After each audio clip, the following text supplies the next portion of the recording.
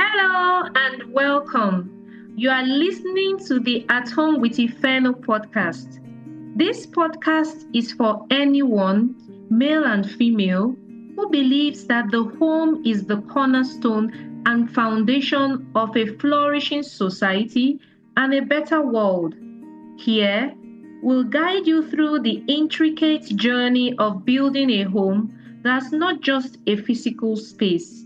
Whether you are single, preparing to share your life with another, a couple cultivating a shared dream, or parents tending to the garden of their children's hearts. Every other week, we'll talk about topics like practical tips on managing family finances, creating a beautiful home, conversations on courtship, marriage, parenting, and much more. The At Home with Ifeno podcast offers a rich tapestry of inspiration and support. Join us as we explore creating homes where love resides, families thrive in wisdom, and the seeds of a brighter future are sown, just as God intended. I am your host, Ifoma Nneka Omoni. Hello, and welcome to At Home with Ifeno. I am so excited. How are you today? I hope you are doing well, whether you are driving, whether you are at home. Now we have businesses running from home. So it's not even just stay-at-home moms that are at home. So many people are working from the comfort of their homes. Wherever you are, I just want to say good morning, good afternoon, good evening, wherever you are connecting with us globally. I just want to find out, are you sure you are doing well? Please drop your comments on our YouTube. And we are tuned into part 2 of our series that we started 2 weeks ago that was titled The Family Factor and Why Home Matters in Raising, Leaders. We did a lot in part 1. I'll just quickly summarize, but I just want you to take that sweet spot, that place where you will not be distracted, get your water, tea, coffee, your writing pad, or wherever you can scribble on, because it promises to be one of your best times spent on At Home with Ifeno. Yes, it promises to be one time that you will not regret connecting with us globally. So in part 1, we laid the foundation by looking at the first 3 pillars of what I call the F.A.C.T.O.R framework. In the F.A.C.T.O.R framework, we dealt with 3 of the factors in our last episode. And the first was foundation of faith and values. The second was atmosphere of affirmation and accountability. And the third was consistency in character building. So today, we are going to continue with the remaining 3. But if you haven't listened, to the last episode, part 1 of this beautiful parenting series, I encourage you to check out part 1, because leadership actually begins and starts with the roots that we plant at home. I take that again. Leadership begins and it starts with the roots we plant at home, not what we do outside our homes. It begins from home. But today, like I said, we are going further and we are diving into the last 3 pillars of our F.A.C.T.O.R framework. The next one, which is T, after the F.A.C., T is the next, and it is time and togetherness. How can time and togetherness help, in raising the next generation? The next one after T is O, which is ownership and opportunity. Ownership and opportunity. And the very last letter of our F.A.C.T.O.R framework is role modeling and responsibility. Role modeling and responsibility. These are the practical daily tools that we will need as parents to nurture this leadership right in our homes. So let's get into these next 3 pillars and roots that are very important in raising our leaders and knowing that it matters beginning from our home. So, our time and togetherness with our children. Dear listener, one of the most common things, I beg your pardon, I hear many of us parents say is that I don't just have enough time. I have a very busy schedule. My day is always tight. Even my weekends, it's always busy, busy, busy, busy. But do you know the truth? Leadership is not about having more hours to, do something with our children. It's about making togetherness that we create in the hours we already have. So even if your schedule is busy, how do you use the time you have with your children and maximize it to the fullest? In Deuteronomy 6:7, it encourages us about how we can, use God's word in the lives of our children in different states while we're at home. And it says, impress God's truth on your children when you sit down at home, when you walk along the road, when you lie down, and when you get up. Did you hear that? Did you catch that? So it's not about having a special time, in the day necessarily. So when you are sitting down with your children, no matter how short the time is, what are they learning from you? When you are talking to them, maybe you are taking a walk, what are they getting from you? When you are driving them to school during the school drop-off, what opportunity can you use that time for to teach them and to model leadership? That is what time and togetherness with our children we do in raising these leaders beginning from our home. So it's about the everyday rhythms of life. So even if you feel that you don't have a special time, mapped out, what are you using the time you feel is tight, is busy, to talk about values while you are cooking? Or like I said, doing the drop-off in the morning, how do you use bedtime to ask, what was the best thing that happened to you during the day? What happened today at school? Just before they go to bed, it wasn't be a 1-hour conversation. You'll be surprised that just 10-15 minutes before your children go to bed will make a lot of difference when we are consistent, and deliberate in making the most of the time we have together with them. Even during chores, during laughter, and during chat time, how are we using our time and togetherness with our children? One very, very memorable time I have had, I had with my children some time ago. It didn't happen, during maybe devotional time when we were having time together. It actually happened in the car. Yes, there was hold up and there was traffic, but because I was present, and the children wanted to share something with me, so they opened up about something that was of concern to them. And listening to them, made me know that even though we were in the traffic and we had to, we're not literally moving as fast as we wanted to get back home, that time we spent there showed me that it is more about our presence over, being pressured to have that scheduled time. Don't get me wrong, having a scheduled time is very important, but making the most of our time is also critical. So are we waiting for perfect moments, to have time, to be together with our children? I just want to remind you, you might never have those perfect moments. So how are you seizing every moment of each day to connect with your child or your children? How are you seizing the moments?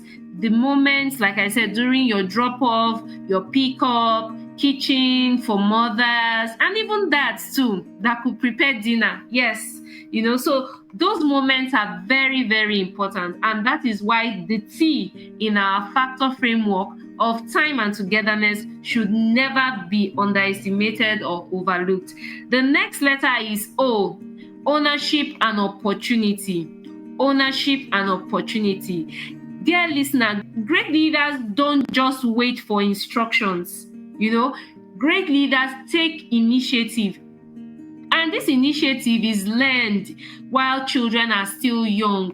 Because when children are given space at home, to practice leadership, to take that initiative, to bring up ideas, to bring suggestions, it helps them own situations. It helps them use opportunities to build their leadership skills. So we should never underestimate what our children can do. If we're always guarding them, don't get me wrong, we should not leave them to get injured, but we should allow them, give them space to put into action the things they have learned, whether it's in school or from us, and be there to supervise them so that they take ownership of their actions. And even when they get wrong, or even when they don't get it right, that is an opportunity to also correct and, to make the necessary adjustments.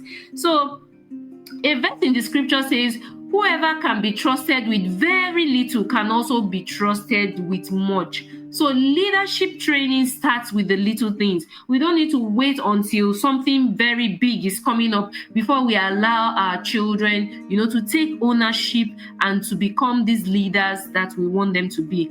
How can we cultivate this ownership? Let's allow our children back at home to maybe plan a family movie time by making suggestions maybe of movies that they think will benefit everyone at home, or let them even set the dining table. Moms, allow them. You've taught them how to set the dining table.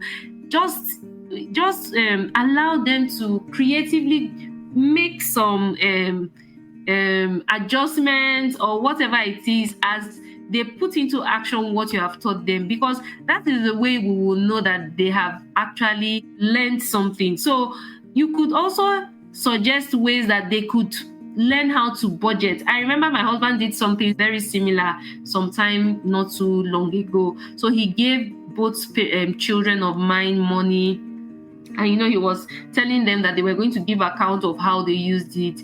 They were to use it for things that were important, like giving offerings on Sunday. So instead of coming to him every Sunday, from that money he gave them, they were to use their initiative to make sure that they took from out of it to give their offerings, and they were to give account of how they spend that money. So if we don't allow our children to be involved in decision making, they will not become the leaders that we expect them to be. And this begins from home, no matter how little. When we allow our children to take ownership, it teaches them responsibility, it teaches them creativity and problem solving, which is what distinguishes leaders from even other leaders.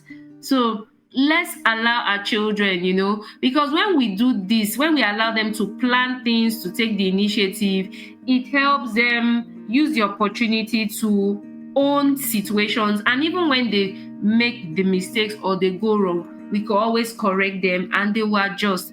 So confidence grows when children are trusted with responsibilities. Don't get me wrong, it could be messy at times. It could also be haphazardly done, the project or whatever you tell them to think about and come up with ideas. But it is not about being perfect. It is about taking ownership, teaching them ownership and responsibility, using the opportunity. So what small responsibility can you give your children or your child this weekend? What will you tell your child to do this weekend and even in the weeks ahead? That will give your child that sense of ownership and a safe space to grow. Give this opportunity. Let's give this opportunity to our children, because it looks like we are always shielding them, protecting them, even if we feel they get injured. We don't want our children to get injured, but the truth about it is life happens. Even when I, as a mother, am in the kitchen, life happens. I have seen when I have cut my finger while cooking. I have seen when even hot water or hot oil splashed on me, and I had to continue in the kitchen. No, don't get me wrong. I'm not saying such should happen, but the truth is they need to gradually come to that point where they know that accidents could happen, and you also teach what to do, first aid. So that's another way of teaching them ownership and responsibility. So if we overprotect our children, they would not own situations. They will not be able to use such opportunities to learn and to be the great leaders that we expect them to be. So here's where it gets real, moms. Our children are watching us. We are their first leader, whether we know it or not. And they are constantly observing us. And that takes us to a question that I would like us to ask ourselves. And it has to do with role modeling and responsibility. How do we react when we are frustrated? How do we respond, to drivers, even to strangers and waiters? Do we speak kindly? Do we keep to our word? And when we go wrong, do we admit that we are wrong? These little things are ways we are role modeling leadership to our children.